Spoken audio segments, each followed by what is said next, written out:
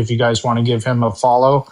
He'll often have multi-person panels debating theology or more political issues or what have you. So this is Coco. Hey, Coco, how you been, man? Hey, nice to meet you both. You guys can hear me, right? We got you. And it sounds like you already have fans in the chat because Etienne is saying Coco is great. So you are known already. Yeah. Oh no, like I totally agree with you. I think that hell for like a finite life of sin or just non-belief is pretty unethical, and one of the things that like I look at God and I'm like, why would he punish people like that for that? Yeah. And it isn't just the permanence of it. So that the rather facetious example I gave earlier is if it was the setup was that believers get a chocolate cake and non-believers only get a sandwich, even that would be immoral, because the whole idea here is that you can't choose your beliefs. You can do a certain amount to influence what they might be, but the actual moment of conviction itself isn't chosen. It depends what your mind settles on as being convincing, and that isn't something that you can command. So attaching a moral value to it doesn't make sense and isn't right. Yeah, I totally agree. And in our culture and in our language and in all our religious traditions, it's all set up to do that. So, just in our language, we have phrases like I choose to believe or I refuse to believe. And they all sort of push people towards seeing belief as a kind of action. It's just something that you do. You do, like belief is a doing word. But it isn't that at all. Because really belief is something that just happens to your mind as a result of becoming convinced, in the same way that nobody does being frightened. Being frightened isn't an action you do. It's something that happens to you. Finding something funny isn't something that it's not an action that you do. It's something that happens to you. And most people get this. This is fairly uncontroversial until you get to belief.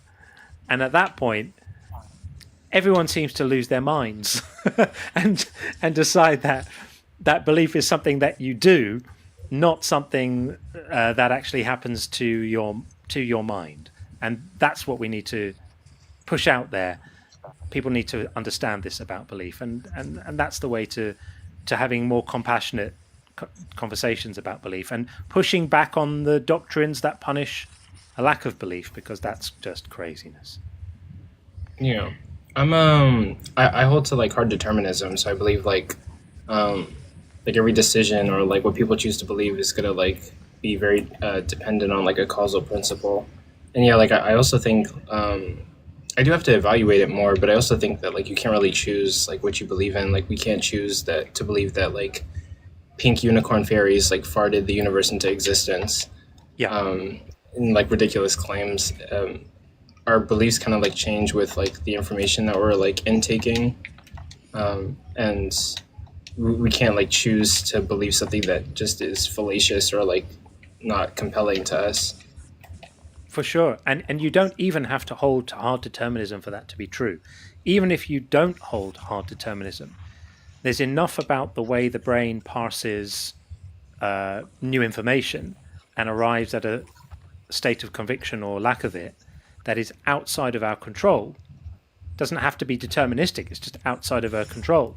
Like if I eat a sandwich, I can make the decision to eat the sandwich, but once I've swallowed it, my body is going to do its thing with what I've eaten, and there's nothing I can do about that. I'm not willing to digest it. Just my brain is still controlling all those processes. They're just beyond my control. But it's not hard determinism. It's just what happens beyond what we can control, even though it's still our brains doing it. Belief is exactly like that. So new information comes in, your brain processes it, and you either feel like, you feel a sense of belief, or you feel a sense of not belief. And you can't change it just by wanting to. Yeah. Have you heard like any good arguments challenging like that idea that we don't choose our beliefs?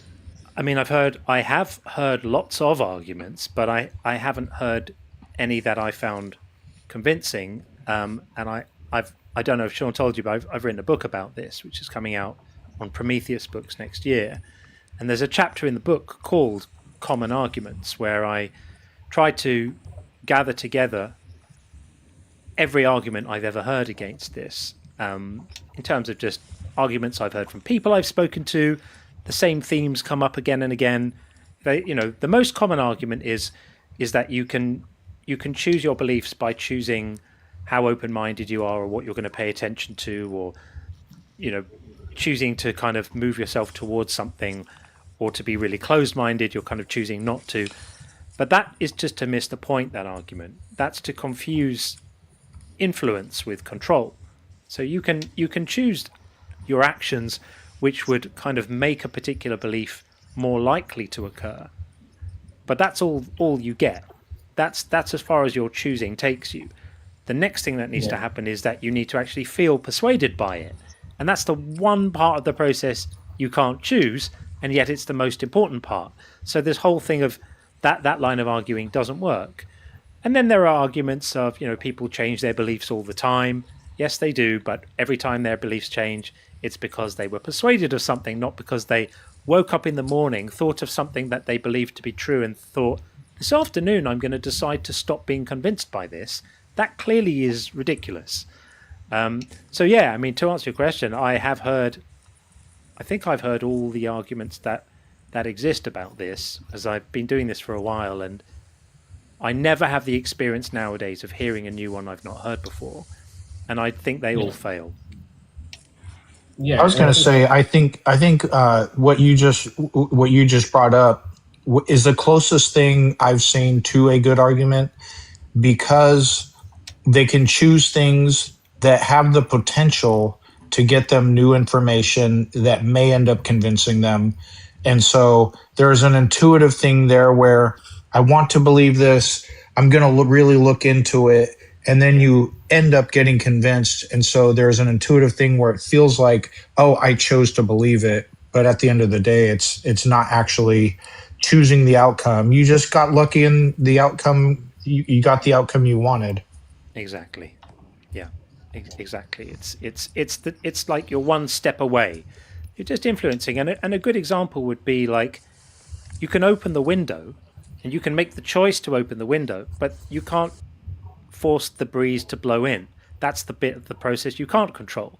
Now, if you hadn't opened the window, you definitely wouldn't get the breeze, because you'd never know if the breeze was going to blow in or not. So that opening the window is a crucial part of it, but it doesn't get you there. You can't say, I chose for the breeze to blow in, because you didn't. You just enabled it by opening the window, and then you have to wait and see whether it does or not. absolutely. Yeah. Yeah, all of that makes sense. Cool, man. Well, thanks so much for coming to say hello. Is there any other perspective on this that you wanted to share? We've got someone else waiting to come in. Oh, no, that's all I got to say. And yeah, thanks for having me. Thank you, Shad, for inviting me. And actually, Yeah, of course, Coco. I might even look out for that book that you're writing and take a look at it, actually, and see.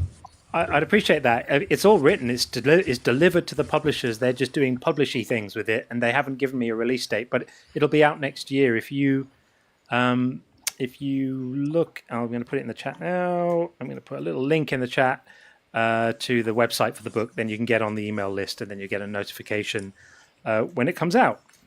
Okay. Yeah, but thanks for your interest, and come and say hi again. Definitely appreciate you, man. Absolutely. Yeah. All right, buddy. Take care. Thanks, man. Okay, we have Is He Real? I guess we'll find out in a moment whether he is. Hey, how are you doing? Hello. Hello. Hey, I'm doing great. How about you? Yeah, really good. Welcome. Hey, so yeah, I have about 2-3 minutes before I go eat with the family, and I came across the claim hell for non-belief is immoral, Yeah. and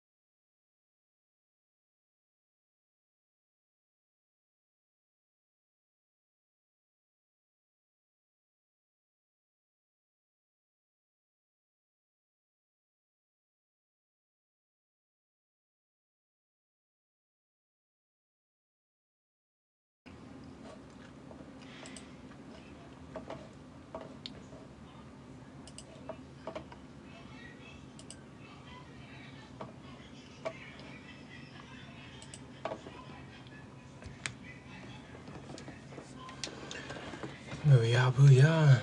We at it again.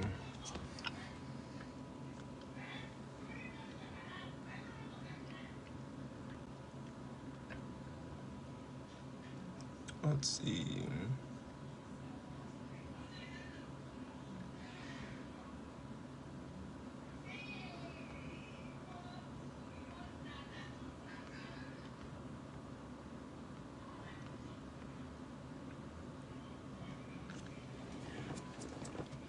I'm just playing video games and chilling. What's up, people?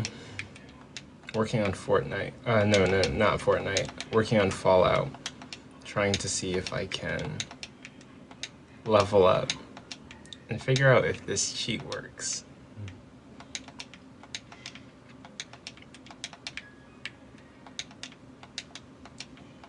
And honestly, I could probably do this, actually.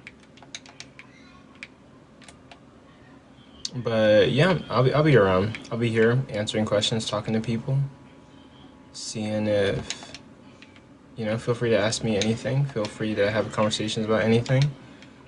And I'll be here.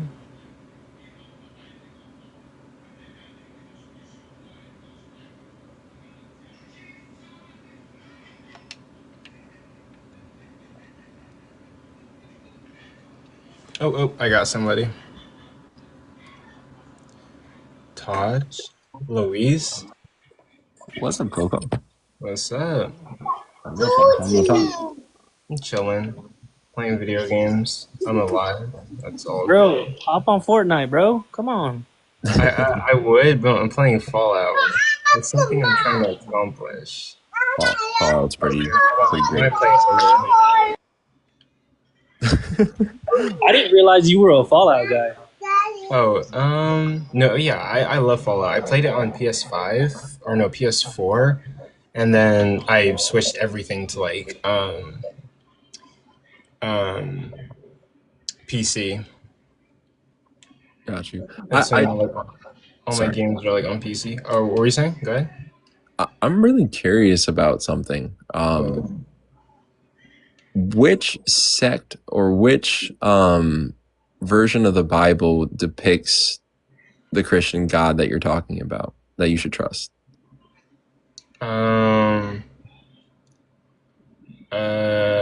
Like in regards to what I'm asking? Yeah. Like any of them, I guess.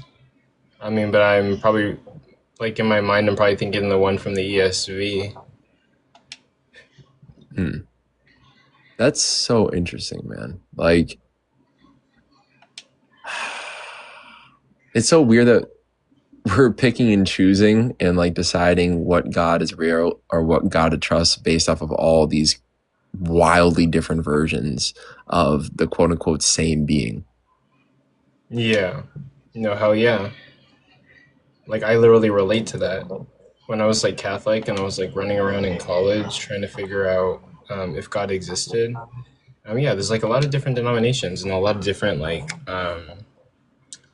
Bible translations. And like, I guess like if you read a different Bible, it might tell you a different story about God slightly. Yep. Very slightly, but not like completely different, but like you might see him in a different light. And that's enough. A whole different perspective is a whole different representation. And it's a game of telephone, right? Like there's all these different stories about this this entity that seemingly is hiding almost in terms of like the truth of what it is, which is really funny. I swear, what I believe in, but Yeah. I swear the sense of humor on this thing is Pantheism. yes, sir. I hear what you're saying. And also, like, I found that kind of clever how like you and Shark came to the conclusion, sort of before everybody else, that like atheists might be pantheists. I was like, oh, well, I mean, like, I'm not gonna say that. And, like, the atheist might get mad at that, but like, Yeah. And that's what's really funny is the phobia of it, right? Like there is a true phobia of God at this point. The word, the representation, and the being itself. I mean, I don't know. I mean, I guess it depends on who you talk to. No, yeah, that's true. I'm just saying like it's gotten to the point where people are fearful or like get triggered by the word just being like introduced in the conversation. Maybe. I've seen it pretty often. Just but no, yeah, I totally get what you're saying. A lot of people don't really, like the Christian God or like the idea of a God. That's me so interesting. Like, why? Sorry for interrupting. What do you mean by phobia? Phobia meaning like a fear. Like it literally like drives a fear or stress response in people. So are you saying that it's irrational? Yeah. Are you saying It it's can be. irrational for hold on, are you saying it's irrational for someone who has, like, let's say someone who reads some sort of religious script and sees a passage that says that, that you can go to like infinite hell, which is like infinite pain, infinite torture? Don't you think that those kind of things can be rationally feared?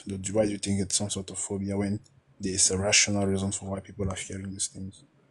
Well, I think it's irrational to have that viewpoint of God in general. I don't So think God. you don't think that people are don't you think there are religious people out there who intuitionally act on fear? Say it again. So are you saying that there are not religious people out there who intuitionally might act on fear because they are scared of this particular outcome?